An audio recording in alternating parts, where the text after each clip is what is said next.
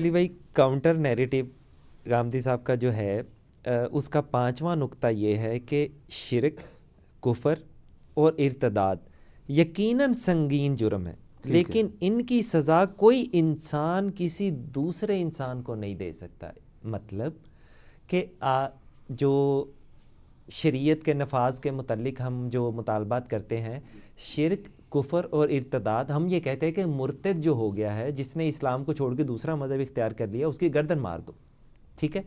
تو غامدی صاحب کا یہ کہنا ہے کہ آج کل کے دور میں جو کاؤنٹر نیریٹو ہے، جو ان کا ریفارمیشن آف اسلام کا 5واں نقطہ ہے، وہ یہ کہتے ہیں کہ کفر، شرک اور ارتداد یہ خالصتاً ایسے جرم ہیں جن کی سزا دینے کا حق صرف اللہ تعالیٰ کو ہے۔ یہ تین چیزوں کو جو انہوں نے اکٹھا کر دیا، یہ دو چیزوں کے اوپر تو اتفاق ہے،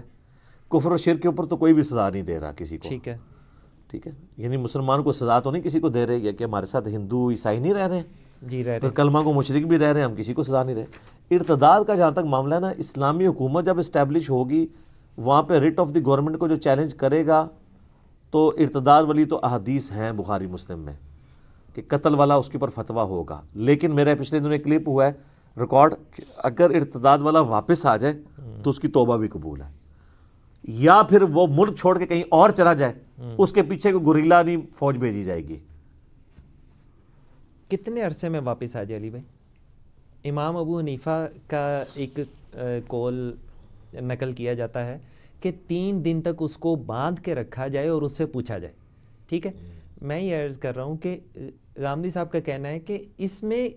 سرے سے ہی ہمیں اختیار حاصل نہیں ہے۔ کفر، شرک اور ارتداد، اسلام قبول کرنے کے بعد، چھوڑ دینے کے بعد آپ اس سے 3 دن نہیں، امام ابو حنیفہ کے نزدیک جو ان کا قول ہے کہ 3 دن تک اس کو باندھ کے رکھیں اور اس سے پوچھیں، استفسار کریں، اسے پوچھیں۔ وہ یہ کہہ رہے ہیں کہ اس کا انسان کو کوئی دخل ہی نہیں ہے، یہ سزائیں ہی اللہ کے لیے ہیں، مخصوص ہیں۔ بہرحال احادیث تو اور مسلمانوں کا اجماع اور عملی تواتر تو اس کو سپورٹ کرتا ہے جی، ارتداد کو، جی، ارتداد کی سزا قتل ہونے پر، ٹھیک ہے۔ فساد فی الارض کے ساتھ اسے جوڑیں تو پھر غامدی صاحب بھی ماننے کے لیے تیار ہو جائیں گے، ٹھیک ہے، وہ تو ہے، ٹھیک ہے نا۔ اسلامی ریاست میں فساد فی الارض آ جاتا ہے۔ اب مجھے بتائیں، یہاں پہ ایک بندہ سپوز اسلام چھوڑ کے عیسائیت اختیار کر لیتا ہے اور پھر وہ اسلام کے خلاف یعنی ہرزہ سرائی شروع کر دیتا ہے اور حکومت مسلمانوں کی ہے، اکثریت مسلمانوں کی ہے، تو وہ فساد فی الارض کر رہا ہے نا۔ تو اس لیے میں نے ایک جملہ بولا تھا کہ وہ ملک چھوڑ کے کہیں اور چلا جاتا ہے، ٹھیک ہے، پھر پیچھے کو گوریلا فوج بھیجنے کی ضرورت نہیں، وہاں بھونکنا ہے جو بھونکے۔ اسلامی حکومت کے اندر اس کی سزا قتل ہوگی۔ اب سیدہ جو تھی ام حبیبہ کا شوہر، وہ عیسائی ہو گیا تھا نا، حبشہ جا کے، صحیح، ہجرت حبشہ میں شامل تھا، وہاں جا کے عیسائی ہو گیا تھا، تو نبی اسلام نے کوئی گوریلا فوج نہیں بھیجی اس کو قتل کروانے کے لیے، ٹھیک ہے، مر جائے۔ وہ واپس آئے؟ نہیں، واپس نہیں آیا، پھر وہ مرتے دم تک رہا، پھر تو نبی اسلام کے عقد میں آ گئی نا یہ۔ تو مرتد کی توبہ بھی قبول ہے، اور میں نے 295C میں بھی کہا اس میں بھی توبہ ڈالیں،